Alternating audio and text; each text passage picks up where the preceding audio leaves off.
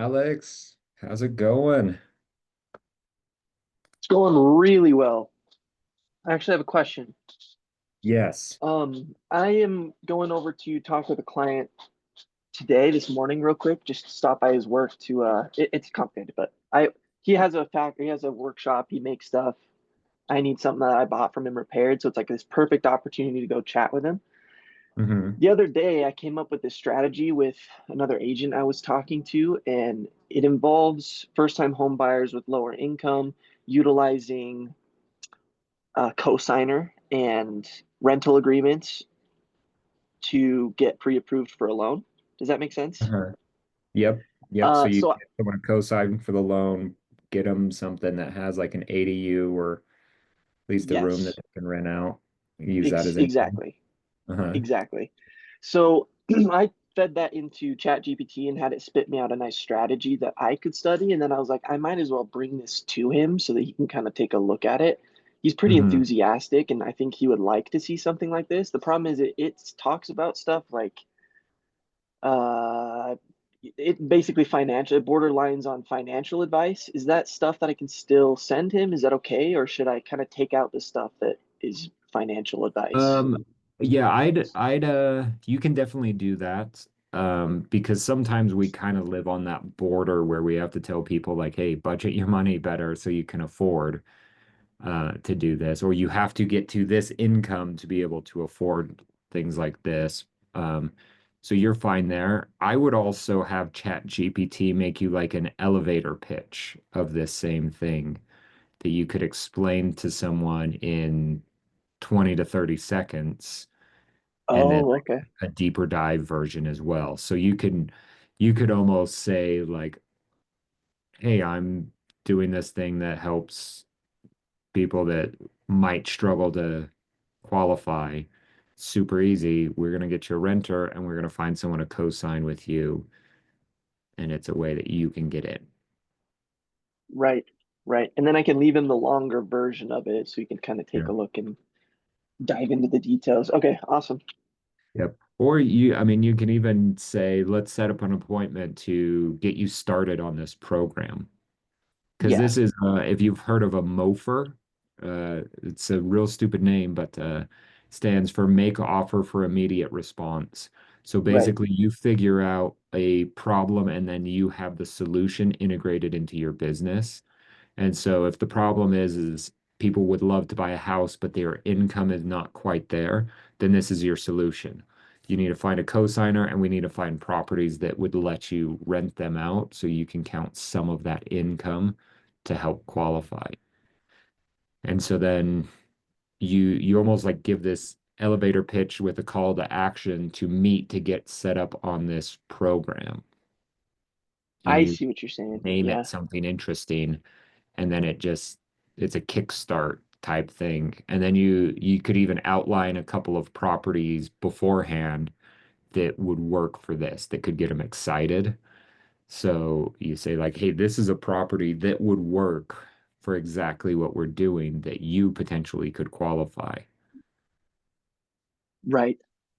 I like that too. I might have time to actually go find a few houses too, or even just prepare that for our first Yeah. appointment.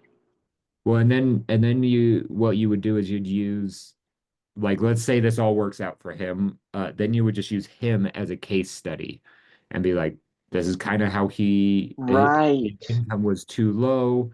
Hmm. Here's the house that he was able to get that if he tried to do on his own, he wouldn't be able to. But with this program, we were Right. able to get him started. Yeah, because I mean, especially with, did you read Dean's market report with the stats and everything? And it's the top thing in my inbox that I haven't opened yet. It's not getting easier to build more houses, is basically the idea. So the earlier we can get first-time home buyers in, the better, is what Yep. I understood from the email. Yep. All right, well, that's all I had. Thank you. I'm going to work on that. Yeah.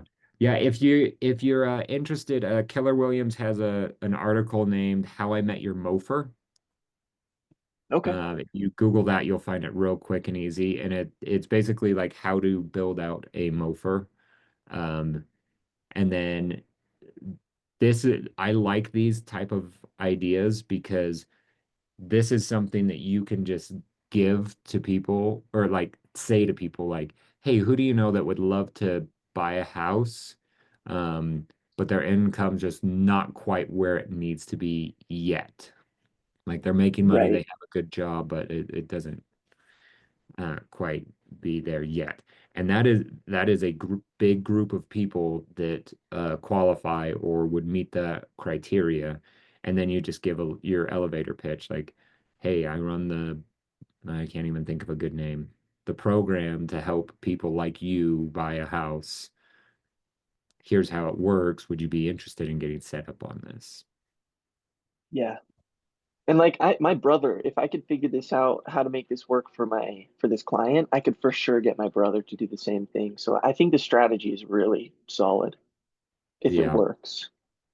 yeah. Love things like this. This is how businesses get big. So, Red Sign team, they had this thing that they called the See It First program. And the pitch was, this is basically an aggressive approach to find you the best deal in this market. So what we'd do is we'd scour all the homes that are on the market. So we're looking at foreclosures, short sale, HUD homes, home path, pocket listings, all of these things that we know of. When anything meets the criteria of what you're looking for, we'll send it out to you. And most times we can even go and see it that same day. It's an aggressive approach to find a good deal. Does that sound like something that you'd be interested in? And I say, yep. It's like, great. To get set up, you just have to come into my office. We sit down and meet and go over what you're looking for in a home. And then I can also answer any questions you might have. Can you come by on Thursday? And So it's, after, oh, sorry, I didn't mean to interrupt. After I pitch this, do you think it's a like I should go straight for the first appointment to like really start buckling down on it? yeah, Like if yeah, he's that's, interested and he's ready, like just immediately go for it. yep. And Cool. maybe it's the first step might just be get with a lender and just make sure because like credit is something that it doesn't matter. If you have bad credit, cosigner doesn't help. Um, Right. They look at Luck cosigners' income, but the lowest credit is what they go off of. Luckily, me and this client have spoken to lenders before. He has great credit. He just doesn't make Hmm. quite enough money. So that's why we're getting together some rental agreements as well, as part of the plan. And hopefully Yeah, that'll improve yeah, yeah. So like his chances. generically, I would say most people should talk to a lender next, and then after the lender, they should meet with you in person to put a game plan there, and then make sure that they're okay with the whole idea of like having a renter and looking for Right. something that works like that. And for this guy, he talked to me initially about wanting to rent to roommates. So like I think for this client specifically, this plan is like golden. This will hit a lot of checkpoints. Yeah, yeah, that should be perfect then. I love ChatGPT. It's already got an elevator pitch for me that I'm trying to memorize. Yes. Yeah. Well, and those kind of things are great. And then you just figure out like how do you make this me? How do I explain it really easily? Exactly. Yeah. You just get good at practicing, like get good at that script. Because if you can get good at this, it should lead to more clients. So you could go one step up above this, like how do I pitch this in a way to ask for referrals? Like a who do you know that might be able to do this? And then your pitch to that person and then what the whole program looks like as you just qualify these people and get them all the way through this. Right on. But A yeah, lot of these work to do on mofers, Valentine's. yep, yep. Mofers, I love them because if you can find a problem and solve it, there are going to be a lot of people with this problem. And all you have to do is start calling people and say, who do you know that has this problem? I actually Exactly. solve it. And typically in real estate, our problems are too generic. Who do you know that would want to buy a house or sell a house, that's too generic. But if you say, hey, who do you know that would love to buy a house, but their income's not quite high enough to buy a house good enough for them? It's like, Right. oh yeah, Exactly. Yeah. me and my buddy were just complaining about this the other day. You should call him. Those kind of conversations are real Ah, easy. such a good idea. I feel like I stumbled into a gold mine here. Yes. Yes. Not a lot of people tap into these, but the people that do tend to have an easier referral-based business than most. I'm gonna take advantage for sure. Good. Good. I love it. Okay. What else? Anything else here on Valentine's Day for you two? Or Brittany? I guess Brittany, you can have questions. Ritz, if you have questions. Oh, I did. If no one else has a question, I did run into this other guy on Facebook who wants to join my referral database, and he's a Uh-huh. woodworker that creates cutting boards with custom engravings, and they're really fancy cutting boards. And he Awesome. offers them to realtors who sell or who close on home buyers as like a gift for, the closing process. I thought it was a good idea. I'm gonna put together some sort of message to put in the group me, but Yeah. it'd be Yeah. just like another way of adding value at the end of the process. That's so nice. Yeah, a lot of people will do a closing gift. I'm a fan of multiple gifts over a while rather than just one thing. So if you can get something for 10 or $15 and four of them and do that over the year. Shoni uses a service called Client Giant to do that. But if you have vendors of things that can uh, do high level things, then tap into that. It's way better than doing a random vendor. Absolutely. Hey Cam. Yeah. Yeah, speaking of staying on top of mind, Dean on the email that's Dean sent, there's actually a home and garden invite and instructions on how to get your personalized invite. It's gonna be a good way to reach out this Valentine's. Yeah. Well, and this is an easy day to call people, right? You just call them and say, hey, I love you, and then you hang up. Text them a picture of a flower, something like that. But yeah, the home and garden is a great way. I haven't looked at that, but usually that's free for real estate agents.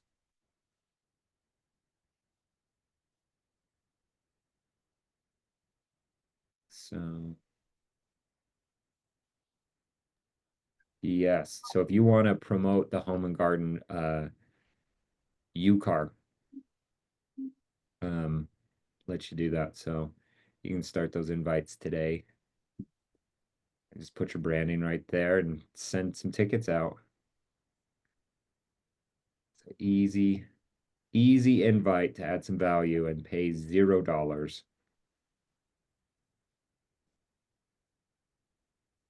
So, okay. Well, we have Cody Felber coming in to chat negotiations here for Ignite. So it should be a great one. He is very good at negotiating. I like how he structures and does things. So definitely you won't want to miss that. It's starting here in like 15 minutes. And then there's probably Scott Leroy marketing today. Trying to remember what it was. Campaigns?